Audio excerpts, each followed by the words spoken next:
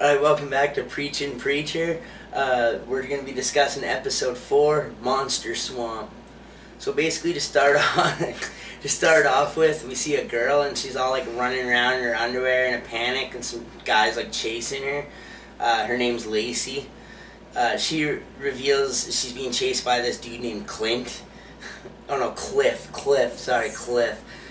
When he catches her, he basically shoots her with a paintball gun. No. Yeah, all in lovey-dovey kind of fashion, and then she's basically drugged to her death into a sinkhole.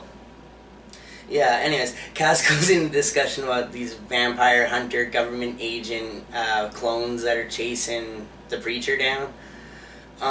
It kind of hints at the power inside of him. People are going to want it.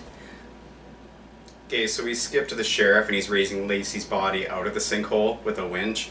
Tulip seems to be the only one traumatized by it. Everyone else just seems to be like not care about the dead girl. Yeah. Emily, the girl that the preacher's been working with, confronts him about kind of beating up the bus driver. Yeah. But they don't really go into any detail about it. Then we see a flashback and Jesse's a child and he's kind of being like whipped for smoking cigarettes. Belted. Oh, he's specifically belted. And it's just kind of like to prove a point to like the other kids. Then we see Fiore and DeBlanc, the government agents from heaven. They're talking to Cass. Cass is agreeing to bring Jesse to them, and he wants something in return. That something ends up being money. Money. Yeah, so we find out these angels are down on Earth without permission, and they're trying to hide something, it appears. They have this phone to heaven, and they're all like, don't call. Yeah. So we also see Cass using that money that they gave him to do a shit ton of drugs, and I guess prostitutes. Jesse has issues with Mr. Odin Kincannon. We start to see more of this character development. There's a hilarious scene, though. I remember Fiore wanting this Texas-style burger that he sees on a commercial. Yeah, he sees the commercial and he just, like, wants it. Yeah, he goes and asks for one, and then basically you just see him next scene at a fucking vending machine looking all, like, pissed off. Tulip is pissed off at the death of Lacey. She confronts all the whorehouse workers and patrons about her death. They don't seem to give a shit, so she goes all buck and starts beating one of the patrons that's like fucking some chick. The guy falls out the window and gets like a big piece of glass in his neck and he's like dying. So like it skips to them in the car and Tulip's all scared that, like I said, the guy's gonna die. And then sure as shit in the car, it's Tulip holding Cass's head. Cass is the one with like all the glass stuck in his neck. They're trying to take him to the hospital to help him. It ends up kind of being like a funny fashion. He just kind of like walks away and like dripping blood, and he like walks to the blood bank and kind of just like heals himself. Yeah.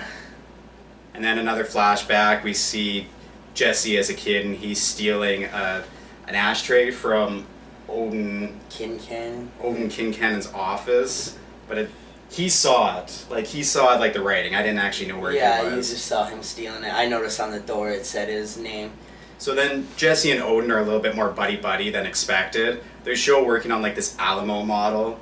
Odin is not religious at all. Jesse makes a bet with him, betting his father's land that if Odin comes to church that he will make him a believer. Jesse's going to bring back all these people to the church even if he has to use his powers, and he's getting the most influential man he knows, which is Odin. And then boom, Sunday. Preacher's given his sermon. He's telling how they're all sinners and how he's gonna, save them all one by one.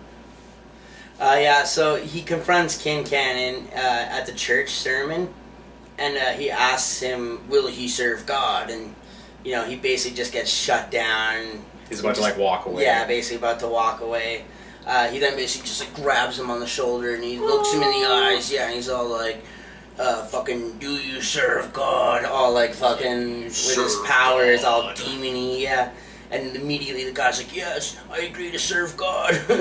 Yeah, and then DeBlanc and Fiore, basically at the end, their special phone starts to ring.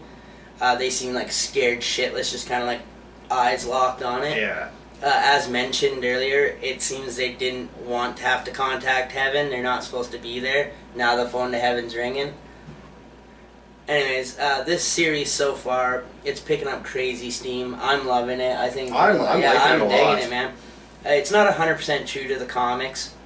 It still has that Preacher feeling though, and it's like still great. You still know what's going on. It's still relatable to the comics. The angles are changing, but not in a way we saw with like The Walking Dead. No, it's just making it meaty. Yeah. They're adding more meat and bones to it. Whereas like AMC took the basic plot and rewrote it for like Walking Dead. The Walking Dead was I like it was meaty enough. You didn't need to add more meat. Yeah, to it. exactly. Yeah, and then to just like blatantly change things. Like I know this isn't about The Walking Dead, but like have Rick not lose his hand and crap. You know, like there's some big things that is like things that never completely didn't happen. changed it. So I'm really looking forward to seeing what happens in next week's episode, or basically the rest of the season or seasons to come. Fucking everything about this has been great. It seems like this shit's really about to go down now, man. This has been another Preachin' Preacher. Don't forget to tune in next week. We discuss everything Preacher.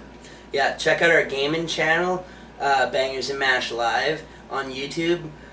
We have a podcast on iTunes and SoundCloud. Check us out on Twitter or Facebook. Don't forget to like and subscribe.